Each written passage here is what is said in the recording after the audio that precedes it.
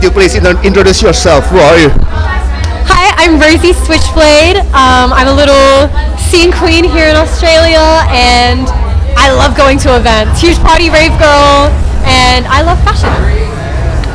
So how would you describe yourself? Are you more like influencer, a clubber, or just a dancer?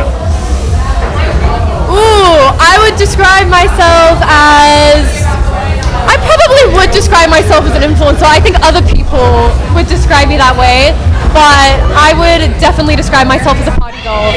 Through and through, I love partying. So what's your most favorite genre so far to go for a dance? I do love industrial nights, I gotta be honest. I love agro tech, I love industrial dancing. I love how dressed up people get for them and how people go to really do like a specific kind of dance and things like that as well. I think that's really fun. But I also love like real artsy events like this, like the Insufferable. I love the electronic music, maybe not quite my thing as much, but I love the energy that goes along with it, and I love the fashion, the style people bring with it. I think it's so creative, it's so different. How would you describe the genre of this event, like the genre of the style? I would describe it as a bit hyper poppy, definitely indie sleaze. I would definitely describe it like that. I feel like it is a cool Tumblr Renaissance type of vibe. I love that. It's giving 2014 American Apparel. Yeah, because I had a hard time describing the style of this event. Yeah, I had a hard time. I've also described this event before as an Isabel Marant sneaker wedge convention. Isabel Marant. So that's the designer, right? Yeah. I love Isabel Marant. Love Isabel Marant. You have a very distinct visual identity online and offline. Do you think the way you dress changes depending on the kind of night or crowd you're walking into? 100%. I think one of the most fun parts of fashion is being pushed to do different things based off, I don't know, your surroundings. I love how it forced me to find new influences, or I don't know, find new avenues to take my personal style. Not necessarily to like match or meld with the people there or blend in, but just to do something different and just lean into something new. So can I say you adapt? Yeah, adapt. Adapt is definitely the one. Yeah, also when you post, when you go to the race, Yeah. you adapt to the style. Like I can understand what you mean. Yeah, like sometimes I'll be like full cyber goth. At Get Wasted the other night, I was like very like Tumblr, indie sleazy, or I'll go like full scene queen raver, or somewhere in between. Can you usually tell what kind of room you are in before hearing the music, just by looking at the dress of people? I would say yes. I think it depends. I feel like when you go to more alternative events, 100% you can tell there is really obvious different demographics and different vibes. I feel like when you go to more mainstream events, it gets a little bit harder. But overall, absolutely. I feel like even in the modern age of aesthetics, music and community plays so much a role in how people dress and choose to present themselves. Do you think people in nightlife dress mainly for self-expression, or are they also dressing to signal alignment with a particular crowd or scene? I mean, I think it's a mix of both. I think it depends on where someone is in their own personal self-expression journey. I think trying to adapt yourself to a particular crowd or scene is not a bad thing, because I think you can really find yourself through that. You can find what you do like, what you don't like, who you do mesh with, what feels right to you, and I think all of that is part of the journey. So I think when it comes to younger crowds, I think often it is to align themselves more with that scene, but I think it stems from a place of wanting self-expression, and I always think that's the end goal, and I always think people get that. How much can clothing affect who approach you or who appears approachable to you in a room? Oh, so much. So much. When I'm not dressed up, when I don't have my extensions in, I haven't drawn my eyebrows on, no makeup, man, I get treated so terribly. I look insane. I look like a tweaker, and I definitely get treated by the general public as such. And that's such a contrast to how I get treated if I am really dressed up.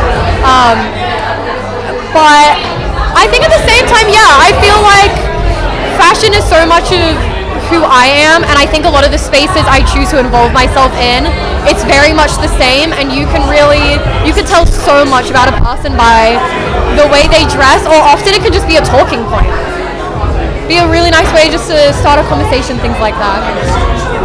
Yeah, especially when I approach you, like you look so cool. You Yeah. know what I mean? Like, I feel like people think a lot of the time that's a lot, like very vapid, and I totally disagree, and I think maybe that is for people who aren't just completely just entrenched in the world of fashion, but I think when you really get it, like, you understand how much time someone's put into that, like, and how much of themselves they're really putting out there through how they choose to present themselves.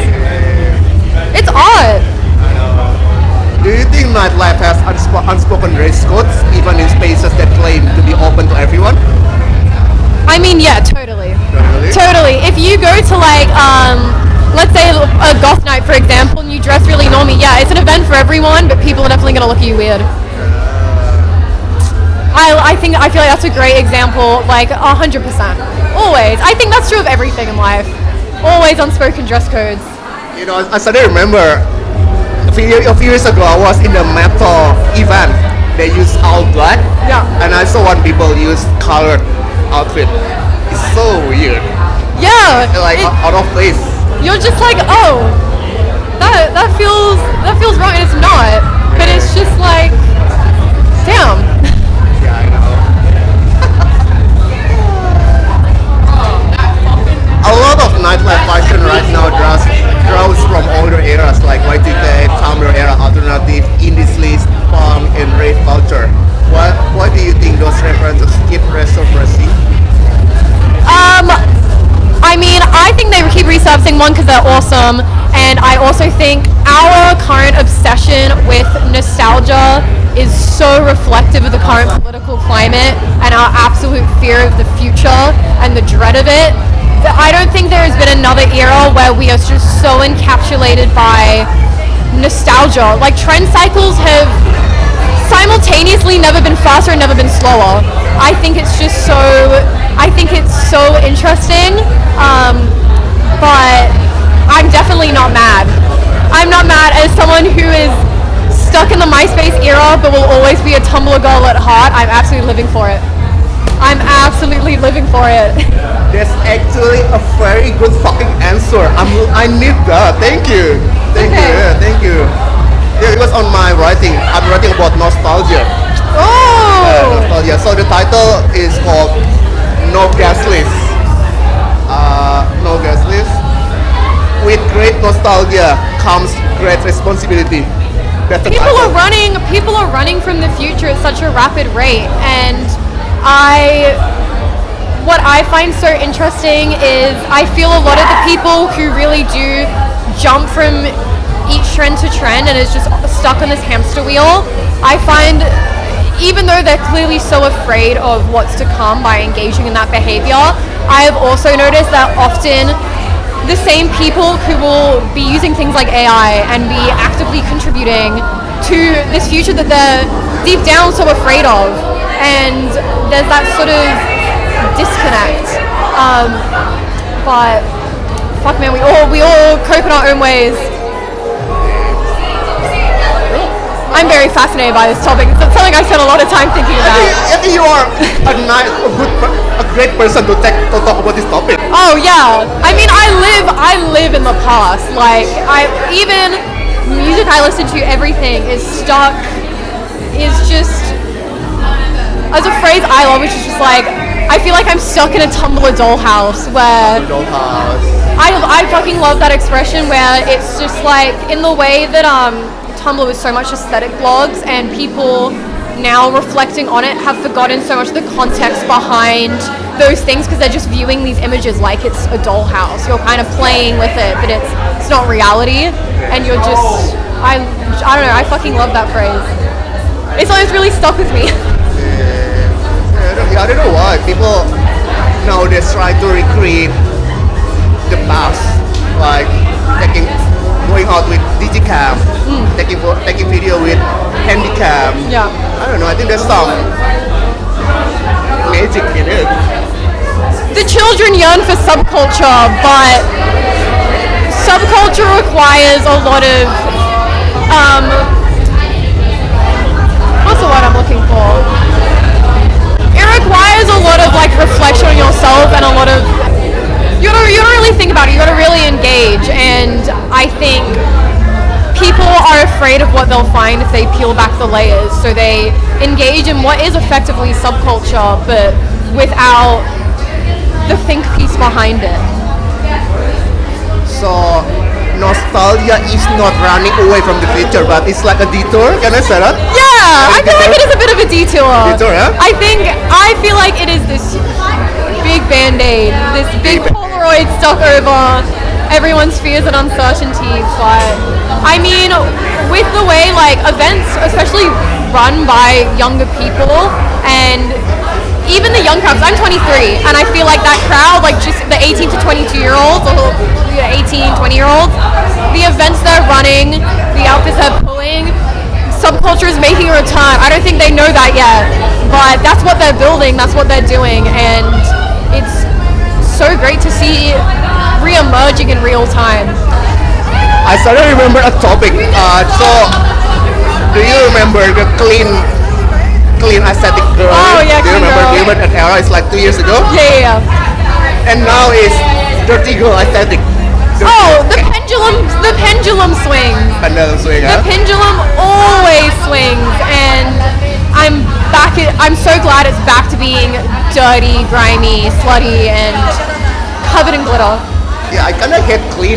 I hate it. It's boring, eh? It's so boring. I hate minimalism. I hate clean. I think there is so much beauty in the world that I think trying to make everything clean and stark, I think is just, to me, it feels like the antithesis to human emotion and experience. If city nightlife had a visual language right now, how would you describe it? That is such an interesting question. How about this? We are in a very weird era of recession, war, the rise of living costs, Yeah. and we start smoking again. Did you notice? Oh yeah, of course I noticed. How about we put it this way? We're trying to cope the dystopian. I think a dystopian word right Yeah. now. How about let's say the visual is like we're trying to not give a fuck. 100%.